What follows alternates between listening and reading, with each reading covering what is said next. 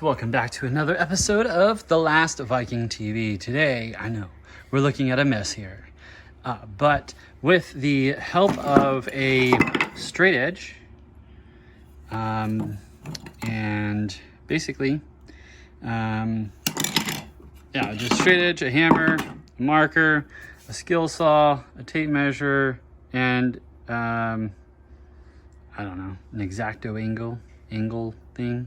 Did not really use the chalk line though, just pretty much that, 1x1s or 3/4 inch by 3/4 inch, and then a 1/4 inch by 2 or 1x2, and a 1x12.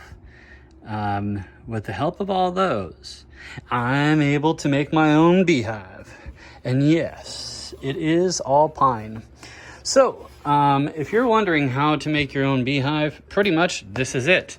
What I did was just basically picked the length of the beehive that I decided would, suit my needs or suit my wants. What I really wanted was I wanted a deep hive where bees could easily maneuver around their combs, easily, transport honey back and forth. One of the things that I noticed on the other hive that I purchased offline was that looking at how the bees were transitioning from top to bottom, and the amount of, even if I took out one of the frames, they would still have trouble fitting in between the closeness, the depths of the tops of the hives, the bottom of the hives, and stuff like that. One of the other concerns that I had with was the insulation. Are the bees going to be warm enough? Are they going to be able to stay in the center of the hive, bundled up, and to stay warm in the winter times? And so all of those questions were a big fat no, no, and no, and no. Because the hives that you purchase online are mass produced. They're not taking time to do a hive the right way, and really with no thought of the people's hives' longevity at all. In this hive, I have created pretty much the ultimate hive. So you've seen oh boy, I forgot what they're called. Anyways, I call them the horizontal hives, but there's another name for them. But the horizontal hives are really long boxes that stand up about 2 feet off the ground and have, slats for each one. This one is going to have just like that, but as you can tell, it's kind of a langstroth hive. And this is going to be kind of like your normal one, but the only difference is this is 21.5 inches long for each frame on the inside. And from end to end, it is around 21.75 length. And the bottom to the top is 12 inches. And from the inside to the outside, 1/4 inch. 3/4 inch right there, 3/4 inch. Bam. So what I did was basically I just looked at the depth of the top of my bar, basically setting my 2x4 or my 1x2 on the top of the bar there. My finger had a chemical burn earlier. I was mixing up some concrete over there for that paddle, for that dog kennel, and concrete burned. Concrete went right through my gloves. So anyways, moving on. You look at these right here, and this is pretty much what it is. So I have that just sitting right up on top of there like that. So what I did was I took that, and then I took the measurement from the base of that bottom of that 1x4 all the way down. I really wanted to make sure that I still had enough crawl space for them to crawl on the bottom of the hive, and to still be able to enter in and have a lot of spacious room to be able to develop and basically transport from frame to frame. And so only time will tell how this is actually going to work, but from what I've known, my experience, my knowledge from watching thousands and thousands of beehive videos and stuff like that. I have, so this basically is, you know, way too far up off the ground. So it's really just hanging off the bottom, just like that. So what I did was I took the 1x2, and I popped in 2 of these little, what are these things called? They're called panel board nails, 1x5/8. Panel board nails. And so I took these and I hammered one of them in at a time. And as you can tell, I got 1 in there, or actually 2 in there, 2 in there, 2 in there, and I'm gonna get 2 in there. So I started out with 1, and the framing consists of a 1x1 or a 3/4 by 3/4. And so this is pretty much what the frame looks like.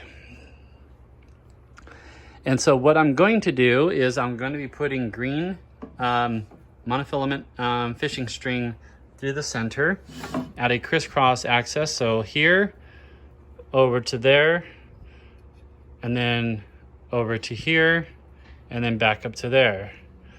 So then that way the hive, then across. And then finishing up over here with the knot.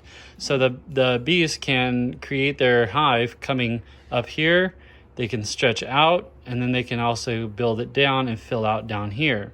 So that's pretty much how that hive works, or that frame works. I do have 3 of them already done, and pretty much right on cue with that. I drew a straight line right where the brackets are. The brackets, looking at the bracket, pretty much it is a, I don't know what you would want to call this, a 1x3/8, so it's an 8-foot piece, 1x3, primed FJS or 1S2E trim, and I just popped that on the inside there with some of these board nails, and so the framing sits right up on top of it, and it's easy to take off. And so, very much like the horizontal hive, you know, you see a lot of concerns about insulation. So what I did was as you notice, I drew a line all the way across the top, because why did I do that? I want to have a cover board. Pretty much the cover board can be anything. It doesn't have to be the leftover pine that you have. It could be anything else. So what I'm gonna have is I'm gonna have extra pine. This is just a demonstration. Of course, it is going to cover the whole area. And again, this is 21 and some leftover inches here. So it's quite a bit longer than your standard 19-inch frame. So this right here will be the cover. And so this is very similar to the horizontal hive. And why do we do this? Because we want to provide an area where the insulation is top notch, okay? Basically, looking down on the top, the bees will be creating a circle, like a ball, right here in the center, and they'll be hovering, and their body heat will rise and create heat during the wintertime. On top of them being able to do that, you need to do something to help your bees live through the winter too. Providing protection boards. So, protection boards. I can cut this and make this, 2 protection boards at a time and lift them up as I'm working and inspecting the hives, not allowing all of the hives to be completely exposed at a given time. Or I can do it for 4, maybe 5 pieces. I can do it for 5 pieces and then take a cover board up and set this over on the next 5. So that way I have just this 5 right here exposed. So that's how I did this frame. On the outside, I also added in grips so I can lift the box up. It is going to be very heavy once it's full of honey, but it is what it is. So that is my beehive setup.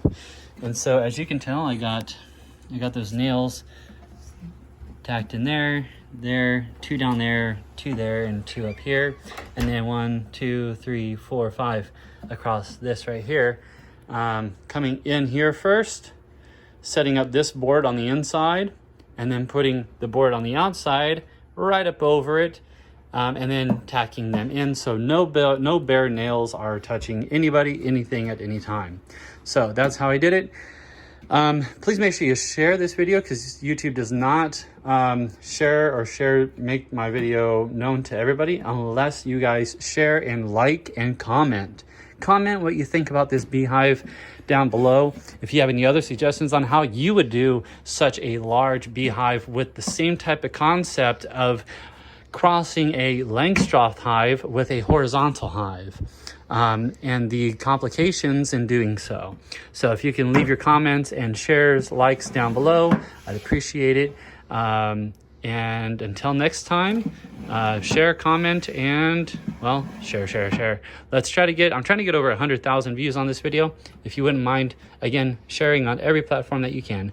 Thank you so much. Until next time, The Last Viking TV is out. And subscribe if you're not already a subscriber. There is so much going on here on this channel. You don't want to miss it. Thanks for watching. Until next time, The Last Viking TV is out.